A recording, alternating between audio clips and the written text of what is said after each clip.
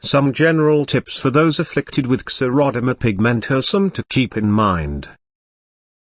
Xeroderma pigmentosum is a rare medical condition whereby individuals are unable to have direct contact with the sunlight and other sources of ultraviolet rays. Although it is classified as a rare disorder, it is one that is particularly burdensome and serious for those afflicted with Xeroderma pigmentosum. The following paragraphs will provide some general tips for those afflicted with this condition to keep in mind. Avoid all ultraviolet light whenever possible, as the symptoms individuals experience are due to direct contact with sunlight and other ultraviolet light sources. The most important guideline to follow is to avoid all contact with ultraviolet light. This is the best way to attempt to control symptoms from occurring due to the Xeroderma pigmentosum. Maintain copies of diagnosis. It is important that other individuals who need to know about the Xeroderma pigmentosum have copies of the doctor's diagnosis. This will help to ensure that all necessary measures are taken to keep the individual out of the sunlight. Obtain handicapped parking decal. Should it be necessary for the individual with Xeroderma pigmentosum to travel in the car,